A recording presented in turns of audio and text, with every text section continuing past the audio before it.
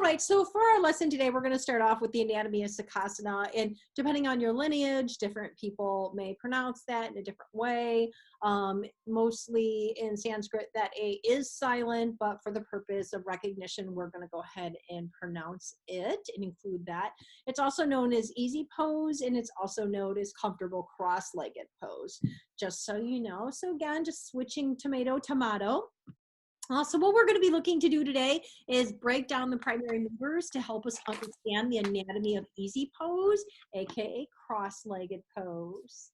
And you'll want to have available to you, or make a note and some notes for later if you don't have it today, your yoga anatomy book by Kaminoff and Matthews. The second edition is the one, the page numbers are referenced. If you have the digital copy, the numbers are a little different. You can email me and I can give you the page number of that, or you can just look it up. And you'll need the Yogasana handbook by yours truly as well. So for this lesson, you'll need your handbook first. And if you're going to go ahead and open up to page 44, I'll give you a moment to do that. While you're opening up, Shane, why don't you go ahead and take a moment, and if you could break down the primary movers of this pose. And I'd like to help folks understand in layman's terms what happens within the body when we do this. Okay, so some basic primary movers that you have for the cross-leg pose is going to be engaging your pectoralis muscles, which primarily are responsible for pushing the pushing action of the upper body. So when you're trying to keep that neutral spine during your cross-legged pose, you're going to have to engage those abdominal muscles. So like your pectoralis major and your pectoralis minor are both involved in that. And then in addition to that, you have your rectus femoris, which is going to be, when we flip to our page in our anatomy book, is going to show you you're going to see it on the side, because when you sit in the cross-legged pose, it moves the muscle to the side. And then that one is to keep your thigh and leg stabilized during the pose. You know, and let's move into that idea of the thigh and the leg stabilized in the pose. And I think we'll come back to this a little bit, but we talk about how gravity versus muscular engagement. And we want to set our practitioners up to limit the resistance. And how does that thing you just said there relate to this idea? Well, I mean, with your muscular engagement, definitely for this pose as well, you're going to be keeping your abdominal muscles, like those pectoral muscles, you're going to be engaging those muscles, as well as your thigh muscles, which is that rectus femoris muscle.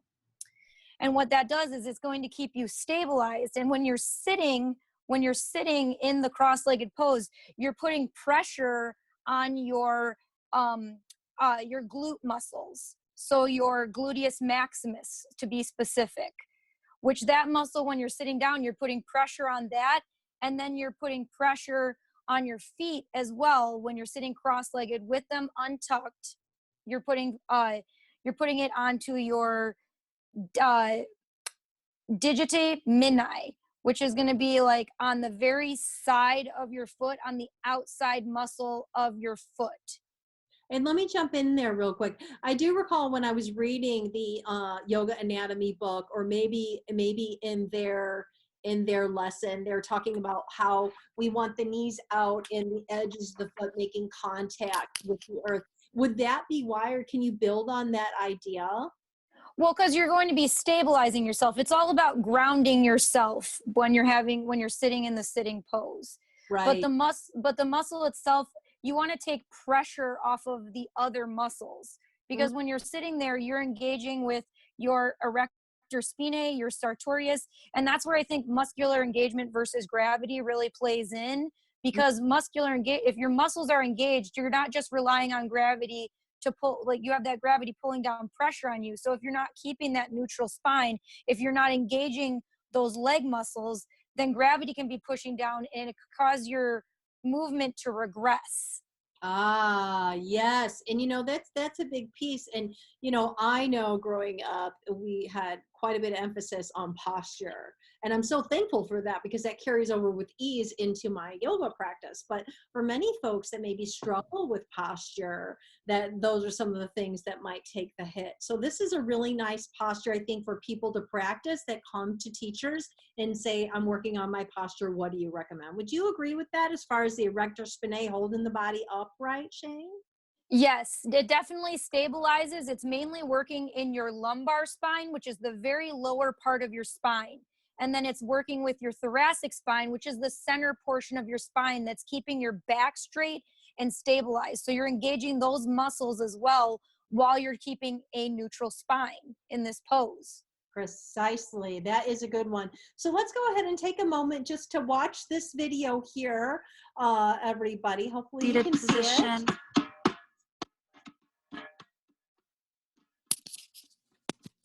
Sitting on your sits bones for seated floats. All right, so that's our lovely Vivian that presented for us for our Core X Yoga video. You can check that out, and that is to be found in Teachable. And she does go on to talk about seated floats, and you could use that for your creative class. So just popping down to that slide here, for those of you that have downloaded the slide a little bit, inside your workbook, we have a create a class. And so this is your to-do to get credit for this assignment. Make sure that you create a class sequence that complements the asana. And maybe you decide to go with seated floats that's in yoga snippets, or maybe you decide to create something of your own, whatever it is you like. But Shane, how would you say when we're coming to poses and counter poses and poses that complement one another, when we're coming from comfortable cross-legged pose, what would you say is a nice counter pose that practitioners might want to inlay into their sequencing? I mean, when you're in a seated pose and if you're going to tuck your feet under, then that's going to give you a little bit of a deeper stretch. Another thing too, when using props, is to seat yourself up with a blanket, because you're elevating the hips higher than you are the knees, which is taking pressure off of your thighs, your legs, your knees. And a lot of people who struggle, who have like poor knees, maybe a past injury in the knees, anything that they have bad knees that causes pressure or pain, this can take a little pressure off of them. But if you were to transition into something where somebody doesn't have a knee problem, you could probably slide right into, I almost want to say you can move into a cobra. Ooh, But you could start with a plank and then move into a cobra. love. It'd be a good transition. Right? Always thinking outside of the box and coming up with something new. I love that about you, Shane. I really do. Okay, so let's move through a little bit about Approve Your Mastery, page 111 in the workbook. You want to answer those questions and submit those in addition to submitting the creative class. So those are the two things that we're looking for you to do as far as that goes. So skipping back to the primary movers of this pose, the key ones I just picked out that people often look to is the rector spinae, the psoas muscles, and the abductors. But I know that you're such a granular teacher, and we definitely have time for you to spend a little bit of time and get in there as far as what other muscles are being used primarily. And then from there, which ones, based on regressions and progressions and the different modifications that we choose, or the qualities or cues that we might add, might be touched on in this, what seems to be very basic pose. Could you elaborate for us, Shane? Yeah, so I mean, you have the muscles, the erector spinae, which I kind of went over a little bit on how that stabilizes that neutral spine for your lumbar and your thoracic spine. The postus majors and minors, those are your hip muscles.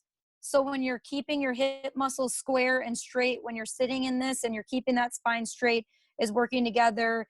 The abductors, I don't know if anybody has ever heard or learned about it, but when you're abducting, you're taking the muscle away from the body. So that's what abduct means. And then there's another term, adduct, which means you're bringing the muscle closer to the midline of the body. So think about bringing the muscle closer to center. And then when you're abducting, you're bringing the muscle further out. Right. But if you turn to the page in your book, which I know with the second edition in your anatomy book, it's on page 126. I know that, Michelle, you had 79 on there. Yeah, on the digital version, I have 79. So for those of you that have the paper copy, I do like the digital version in that I can put that on my big screen and really get in there and see that nicely. But whichever version you have, could we go over, Shane, referring to page 129, if in the book, you know, we see where it's shaded blue, and this intends to show where the body's meant to make connection with the earth. Can you talk Yes. a little on that? Like, why is that the platform of this posture to then sit from?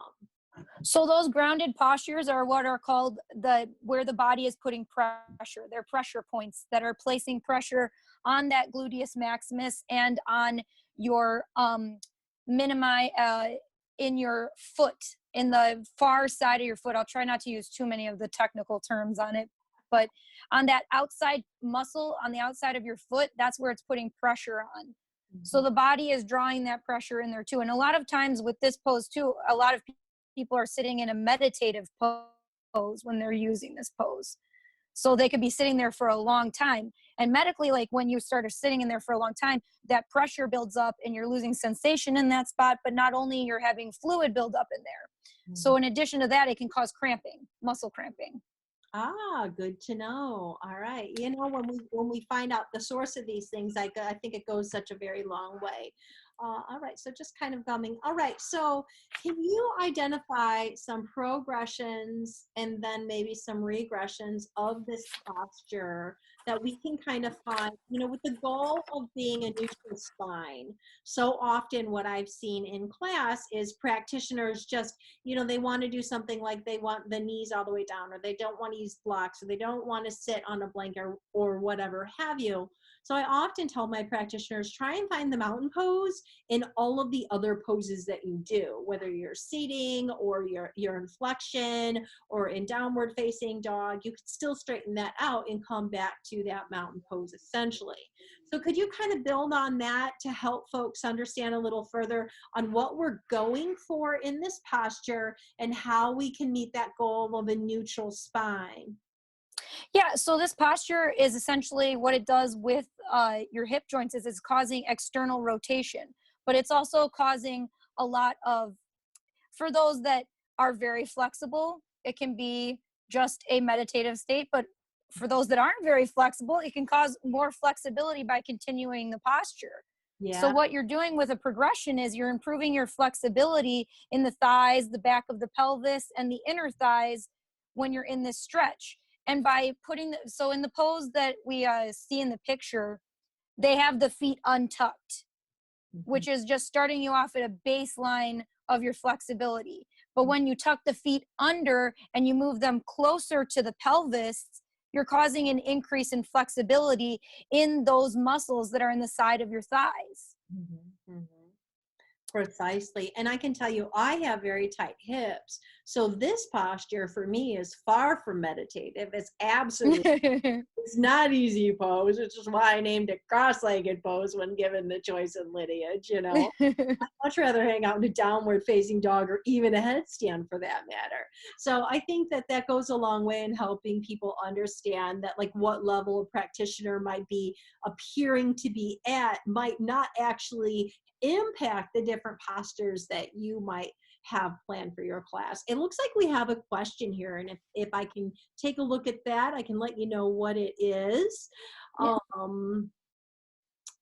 Coming to the homework, Crystal wanted a little bit of guidance in the homework. So Shane, let me go back here and find the create a class. Mm-hmm. Jane, could you help Crystal guiding her a little bit in the homework process? I here have listed 4 postures. It could be more than this, it could be less than this, but I like to sequence a handful at a time. So if we have a Sukhasana, are there 3 other postures that you could suggest that maybe seen in your own practice. And I know you named a couple. Oh, you got a baby in the background. Hi, little baby. Yeah, sorry, she's barking. Don't be sorry. That's precious. I got my own, right? You should have seen the chakras video. Oh my. Anyway, so could you name something that touching on more of a beginner class, maybe a few postures that would counterpose the flexion occurring in the body with the easy pose, and then maybe also a progression, something that makes it a little bit more challenging. I like to, in yoga teacher training, offer sister poses for any pose that we're in. And so when we're in Hero or Thunderbolt, I'll often say to my class, for those of you that feel any discomfort in your knees or this posture isn't working for you, feel free to take a comfortable cross-legged pose. We'll be there in a moment. We'll see you there in a moment to establish trust that we're not going to throw into a sequence and they're all crossed up. But also finding a deepening of the sequencing and be able to build those together. And if I have sister poses that other practitioners can do, if the one that I'm citing doesn't work for them, then there's something else that they can do. So just somewhere kind of playing around, dancing in that arena.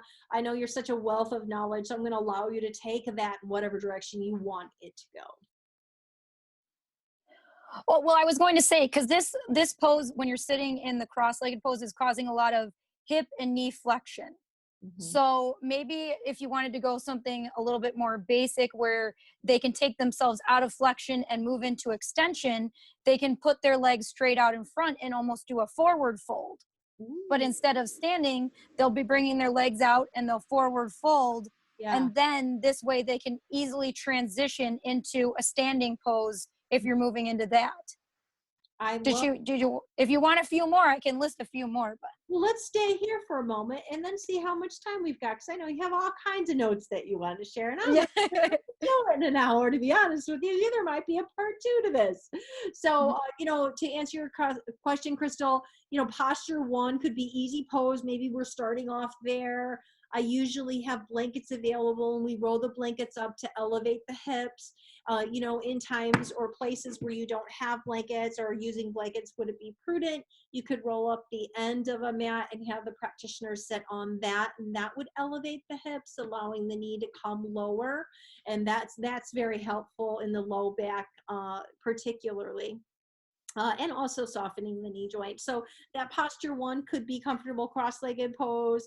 That posture 2 could be Dandasana, that staff pose where those legs come out before you. Usually here I bring the focus to flexing the feet. And I'm going to ask you in a minute about the Dandasana, just briefly, Shane. But from that Dandasana, then maybe we bring it forward and we fold forward, which is nice and grounding. And then perhaps there, we can go into a Marichi's twist, right, left. And there would be then 4 postures that you could do. So building on that idea, let's just say that that's our sequence that we're going to go with for the sake of it's the one that I just pulled out of the air.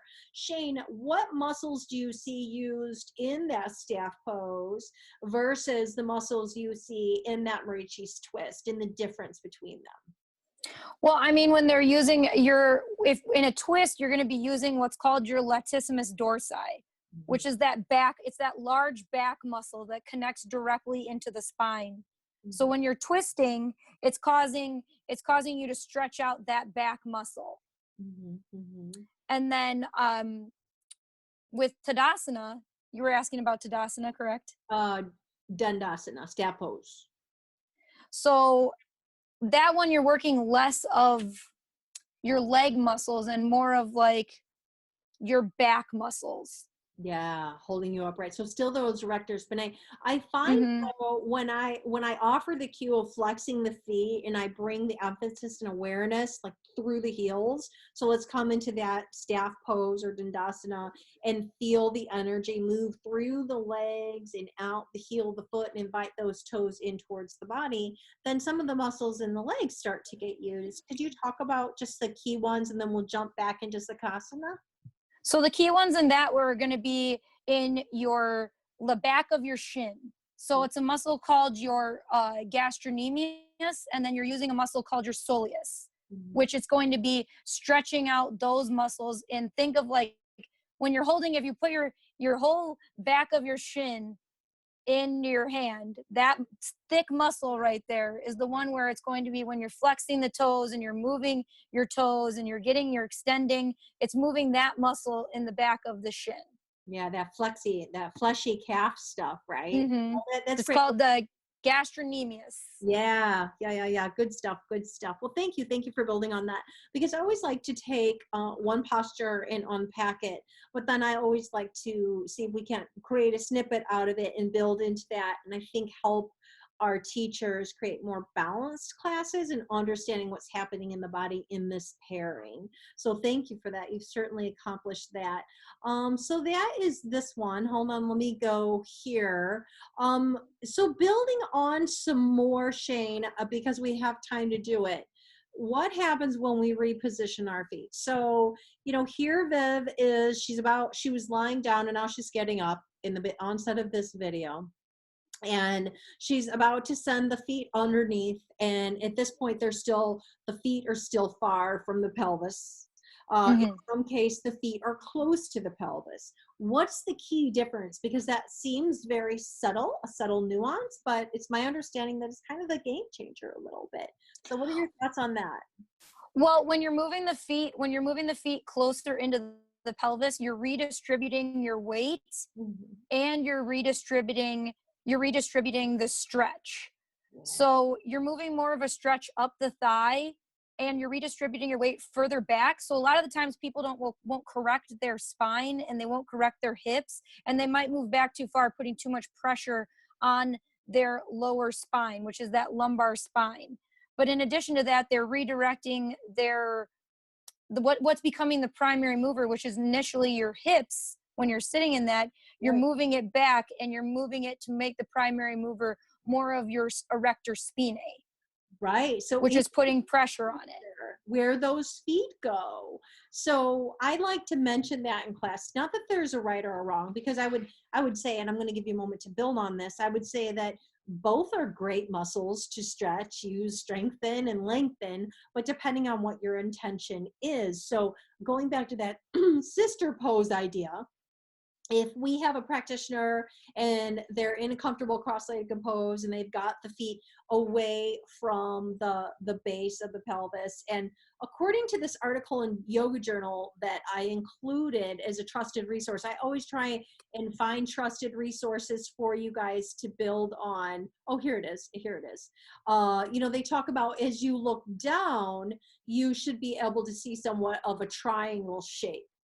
So if by bringing the feet in, because otherwise this posture simply isn't working for you, by bringing the feet in doesn't do it, then what would you say, Shane, would?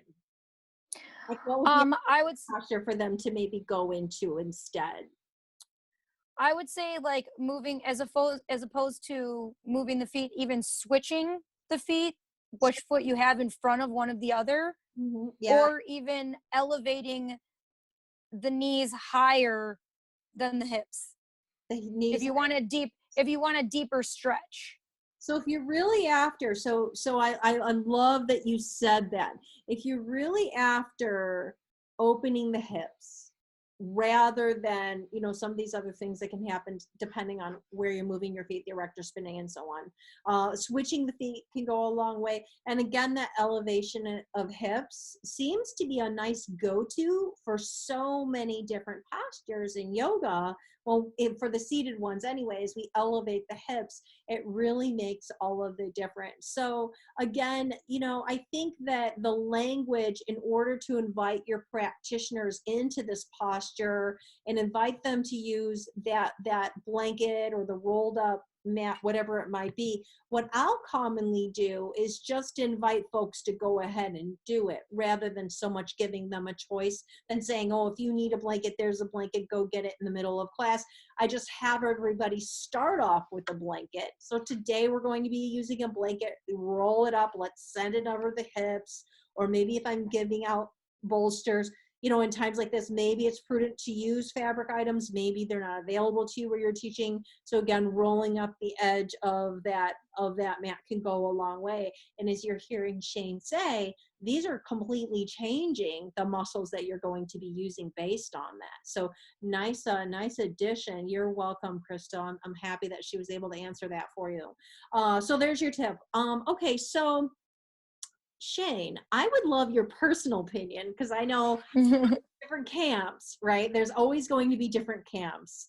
So in this case, though, you know, we have some folks that say, come onto the sits bones and remove the fleshy part away, right? Which personally I've said, I know I was certainly taught to say early on, I said that. And then I remember I was watching a Kaminoff video, and he basically said, you know, not to say that's wrong, but what if we didn't do that and we created that natural padding that our body is allowing us to have, and maybe it's more comfortable for this practitioner and maybe it's more uncomfortable for that practitioner. And I think the idea behind it, the sit on the sits bones, as I understand it, and I'd love if you could expand on this, is to help encourage that sitting erect, so the erector spinae can hold you upright and aren't forcing against a natural curve. So what are your thoughts? Fleshy part or not fleshy part? How do you do it, Shane? I mean, I would refer to it as the glutes, because I know that, and I know that sometimes that can be kind of controversial because people are like, "Oh, why don't you just talk about my glutes?" But that's the technical term for it, is that you're move the glute to the side, as opposed to saying the fleshy part. You know, I mean, either or works for me, but I would say glute personally, right, as opposed to saying fleshy part, because you just never know how somebody will react to it. Right, you know, like, and I'm glad we went in this direction, and we'll skip back, but I think that much like hands-on adjustments, manual adjustments, you have to go in there with confidence and authority. If you're dancing around it and kind of like, oh, let's move our butt, or, you know, that sort of thing, I think it can discredit the instructor. What are your thoughts on that, Shane? Well, I definitely think that, I know that we had mentioned this in a class before, where we're saying that if people are teaching and there are people that just simply do not want to be adjusted or touched, that they have like a card that is either face up or face down saying adjustments or not adjustments. And I actually got something in the yoga journal that actually had a stack of cards that said a yes check mark to adjustments and a no check mark to adjustments from your teacher, which I think would open up that secure place, because that's what yoga is all about, is being able to feel secure and open in your practice. So if somebody really doesn't like being touched or adjusted, then maybe they can just flip their card up, or they can flip their card down. I love it. I absolutely love it. Okay, so let's zoom back, because I know I brought you on a different path there, because you're such a wealth of information. I always love to play with our conversations here. So coming back to the sits bones thing, if they move the glutes out of the way versus they don't move the glutes out of the way, in line with anatomy, what's the difference? The difference is the amount of pressure that's being put onto the bones. Because if you think about the way the bones are connected, you have your femur that has the head of your femur that sticks into essentially your hip bone where it's adjusting. So when you're moving that fleshy part or glute, if you're moving it to the side, you're moving that fleshy part closer to the head of the femur, which is pushing pressure on it, which is pushing it out more.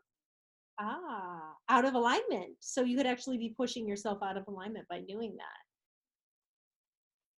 Yes. I'm saying, like, not saying that you're pushing the femur out of the socket of where it's supposed to be, but you're putting more pressure on that hip bone than you are when you're sitting and adjusting. So let's talk about that.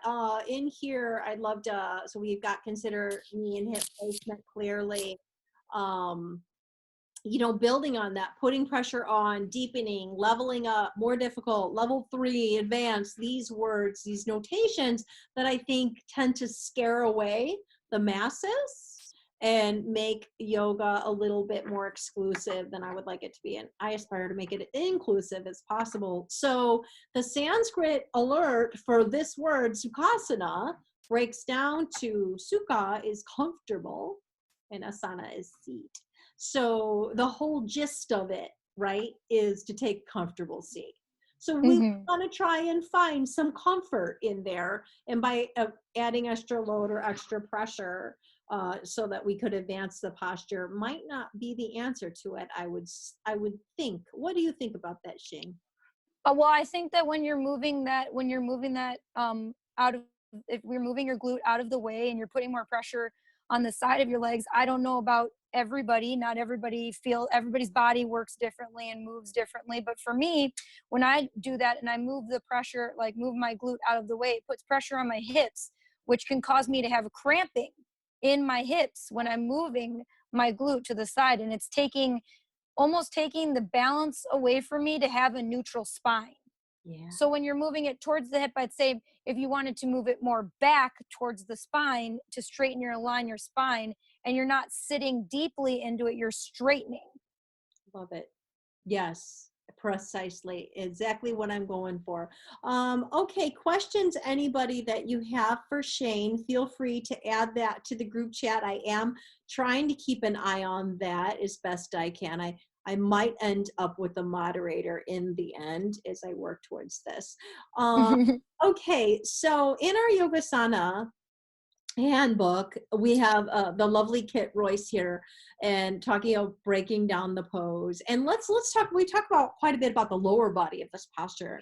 Maybe we can zoom into what's happening on the upper body of the posture, you know, as much as we can with time being allowed. I know that we talked about building that foundation and setting it up so that we can sit up upright and so on. But I'd like to hear your opinion on the hands to heart center versus the hands on knees versus hands in mudra, and we'll be doing one of these on mudras, versus the arms overhead. What are some of the preferences and advantages, and what might happen within the upper body as we change the different stages of our hands and progress those for our class?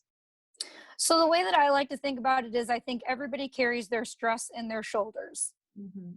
That's why, a lot of us, you want to go and get a massage. It's like, I'll start with the shoulders. Because that muscle that we have in our shoulders that connects down to our shoulders and then connects down to underneath our latissimus dorsi, which is that muscle that goes directly straight across the back. You have something called the trapezius muscle, which almost makes a triangle when it inserts directly into the back.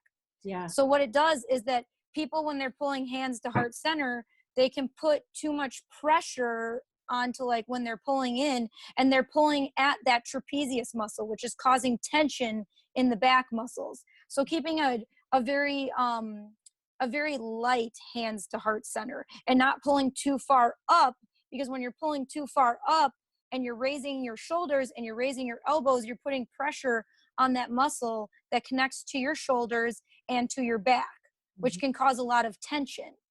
Mm-hmm. So I'd say when bringing it in, you need to come low, more ties. And you can see in the picture how Kit has her hands lower more towards the abdominal muscles as opposed to holding it higher toward the heart, Mm-hmm. Mm-hmm. which can cause which won't cause a lot of stress on those back muscles. Yeah, she sure does. And those elbows are down and the shoulders are back and everything's very soft and neutral and natural. It looks comfortable, right? It looks comfortable. Yes. So what then happens when the practitioner wants to bring the hands to the knees? Then what kind of shift in muscular structure do we start to see then on that one? Well, you'll see it shift away from that trapezius muscle, and then it'll move more into like your deltoids. So when you're bringing your hands down, you're moving your shoulders down, you're using more of your deltoid when you're moving your hand down to your knees, as opposed to moving straight up, moving that trapezius back muscle when you're moving your hands to heart center. The delts still play a role in that when your hands to heart center, but they play more of a role when you're moving your hands down to your knees.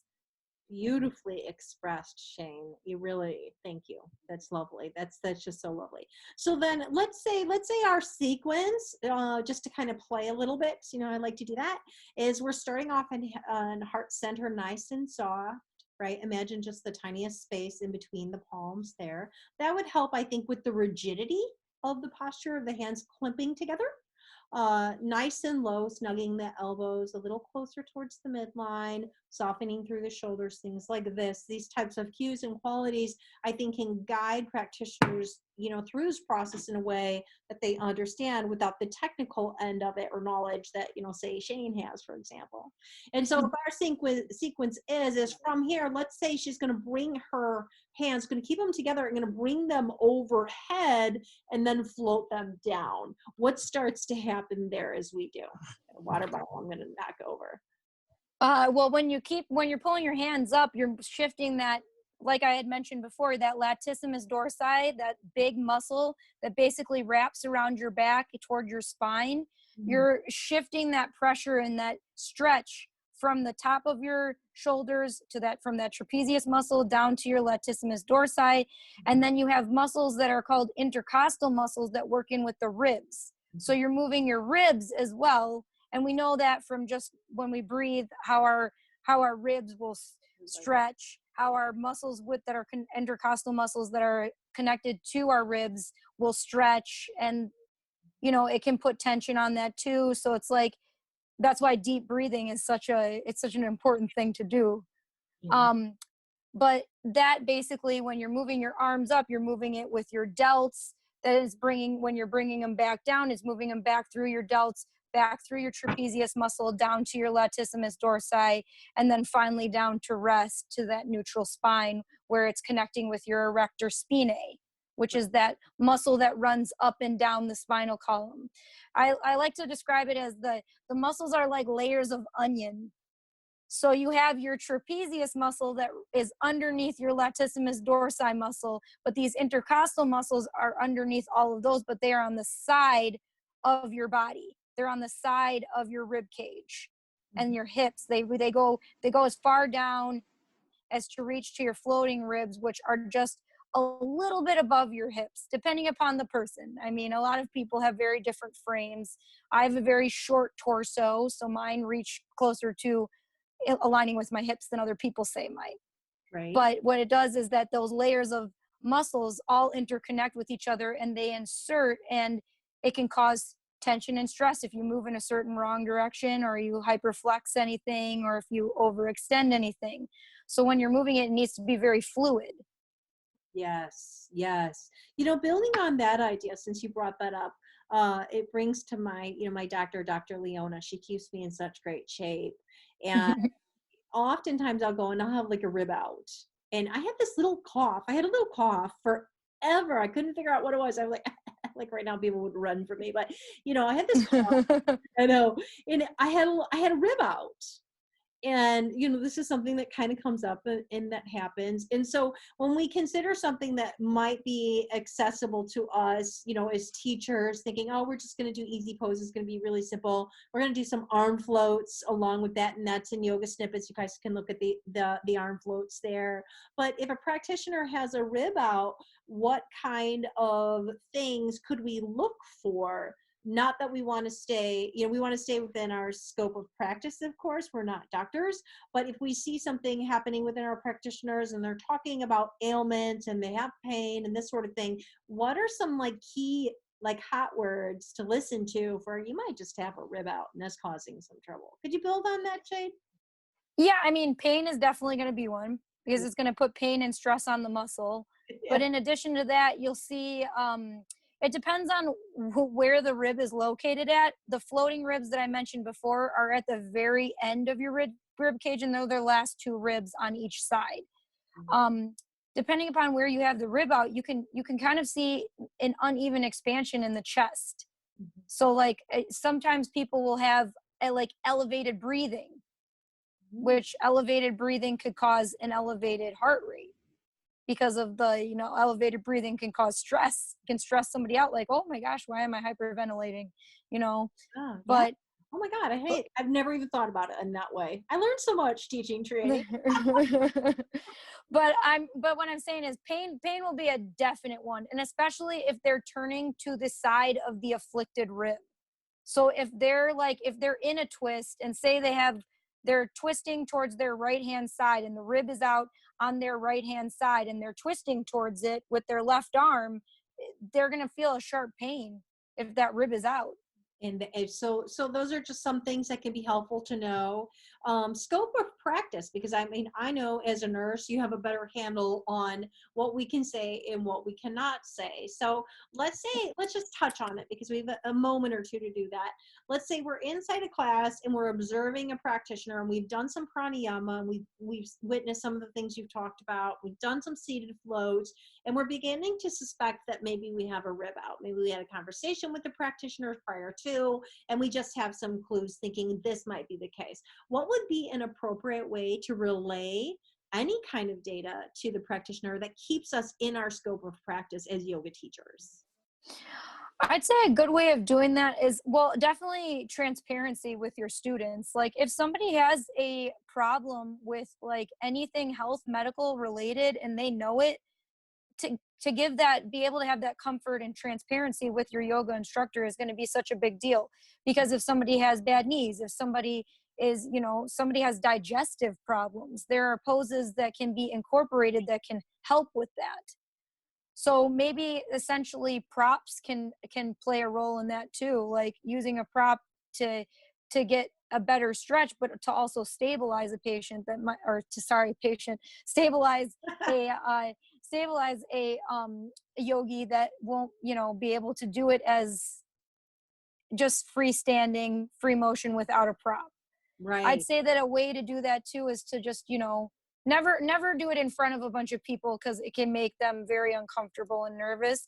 I'd say if they've started feeling any sharp pain like that, maybe give them a cue to turn into a different pose. Maybe have them do, you know, even a hands to heart center, reaching the hands above the head, stretching them down, as opposed to doing a twist, because they can stretch out those back muscles. And then even having them do anything that's like, you know, stretching, like when we're in a twist, we're stretching that latissimus dorsi muscle, which is the big muscle. Having them stretch the arms, head, hands to heart center, go above the head and stretch them out is still going to stretch that muscle. It's just going to be doing it in a different format that's not putting pressure on that rib that has been extended.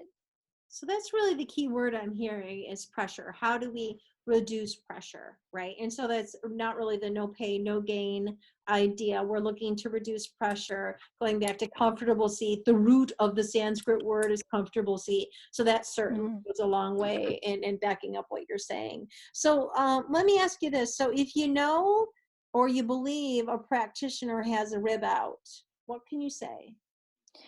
I would say to have them in a stance, I'd say to have them take it easy. I'm trying to look for the right words to say for that. I would say that I'm asking, can I tell them that and stay in my scope of practice, or am I moving? No, you're moving outside of your scope of practice if you're telling them that they have a diagnosis that they haven't even been set out with yet. So let's talk about that, because that's kind of where I wanted to go with this, and I'm glad that we're kind of playing around in this pool of knowledge, because the downside of teaching the anatomy to the teachers is it often results in the moving outside of the scope of practice. I've witnessed it year after year for a decade now. I've been doing this. So yeah, the important thing is, I think, is would it be appropriate? Let's go with some. Let's like role play a little bit. Could we say, you know, I've observed some laborious breathing during your pranayama, of course, privately after class, if in fact the student has given you permission for this, assuming are done. So now we're down to the conversation. You know, we might say, you know, I noticed some labor breathing in your pranayama, and during our seated floats, when we're bringing those hands over the head, you know, it might not be a bad idea that you see, you know, your medical team to talk about that, because there might be just a little something going on that might be causing you more discomfort than need be. Is that an acceptable thing to say? That is acceptable, because it'd be like any other friend or family member saying, oh, you know, it looks like you're having some discomfort. You may want to follow up with your healthcare provider. Healthcare provider. There's nice. Yeah.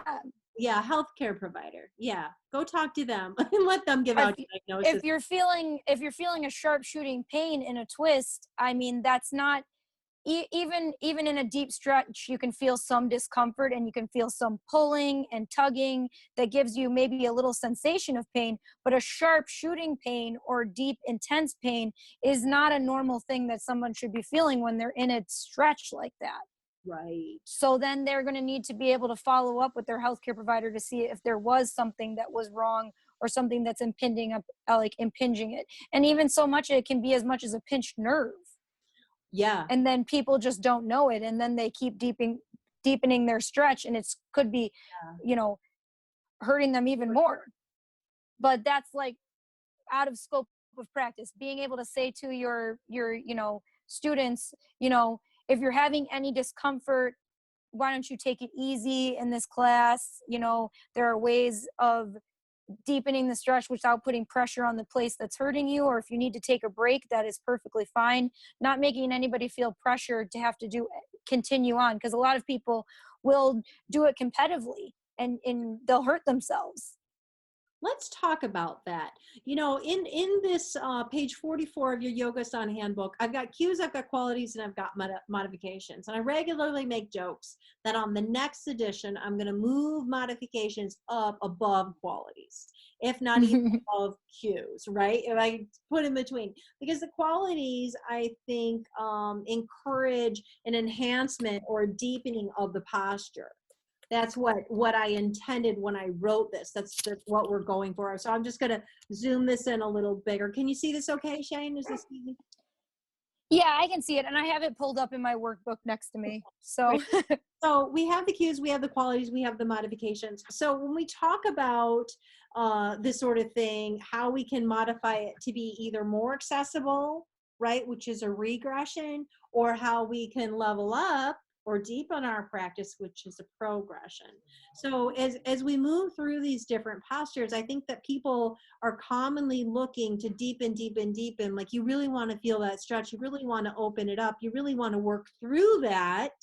Whereas what I'm hearing you say is, well, yeah, if it's maybe some tension, but not yet pain.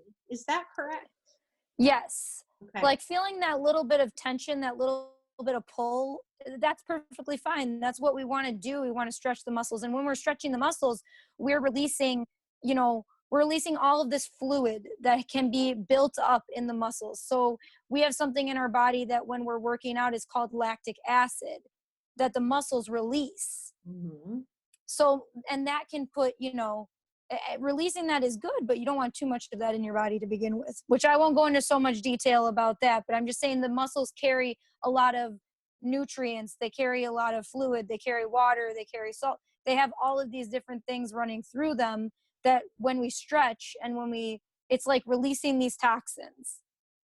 Let's talk about the lactic acid a little bit. And I heard something recently and it kind of jumped out at me, and I'd love to hear your thoughts on it. And we do have a little bit of time, maybe 5 minutes, to explore the process of the muscles tearing and the lactic acid and everything that goes on post yoga, right? Or post exercise, if you will. And I had heard that if you hurt yourself, the pain, like from the day, let's say like today's whatever day it is, say it's Monday, and then the next day is Tuesday, and the pain gets worse, that might be lactic acid buildup, that might be muscular in nature. Whereas if the pain starts getting better, it might be an indicator that you maybe took it too far in that practice and hurt yourself. What are your thoughts on that point of view? Because I don't know that I've landed on one, but I thought it was an interesting way to express and share. So lactic acid is normally occurring in the body, and it normally occurs, like, we have it in our bloodstream at very low like result rates. Like very, very low amounts are in our bloodstream. But a lot of times when we're working out and we are pushing ourselves very hard, it can release too much into the bloodstream, which can cause that tension on those muscles too.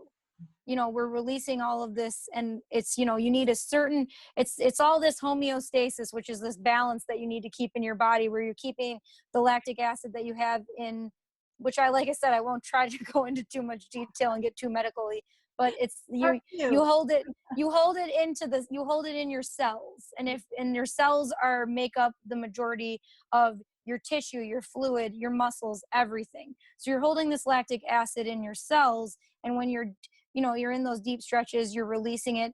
That's why a lot of people, they forget to drink water during yoga, that's a huge thing with lactic acid. When you become dehydrated, you release more lactic acid into the bloodstream, which Okay. can cause more things to, it's almost like it's that lactic acid is trying to dehydrate you. Ah, I get it. You know, that well said there. Well said. High note on that one for sure. So coming soon, Anatomy with Shane talking about lactic acid and the cells beneath. That's it. Like I'll come up with something catchy and create some slides and we'll do this again for sure. I Shane, can go into a deep cellular breakdown if people want to know more of the basis in the beginning, moving all the way to the very end. I love it. I say we do it. Last call, you guys, if you want to pop anything in chat on future episodes you'd like to see covered, things you want to know a little bit more. We're going to do a number of these. I think there's 20 hours in total of online classroom learning experience that is kind of like the goalpost. If I can quickly find the goalpost one, right? That's what I'm after is 20 hours. So do we want to spend the 20 hours breaking down different postures, or do we want to spend the 20 hours going to things on a cellular level? I mean, how does that work? In talking here, and before you go, so I'll give you guys a moment to pop that in chat while you think about it. So for here, I did hear that by allowing the knees to come below the hips, we've created more space through the rib cage to allow for more comfortable breathing. Do you want to talk about the pranayama piece in this one, and maybe even one or two pranayama that would be recommended for our teachers to lead through their classes?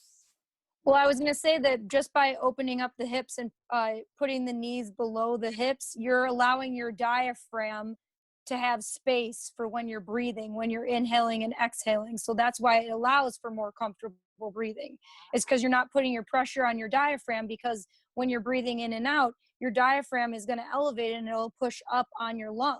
Mm-hmm. So if your hips are, if your knees are not as close to your hips, then it's putting less pressure on them to allow for more comfortable breathing. Love it. So what's your favorite pranayama? Which one do you say must do, gotta do? Do you have a favorite?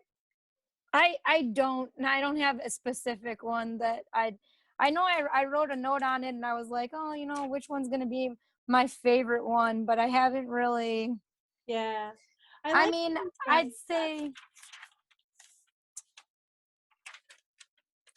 my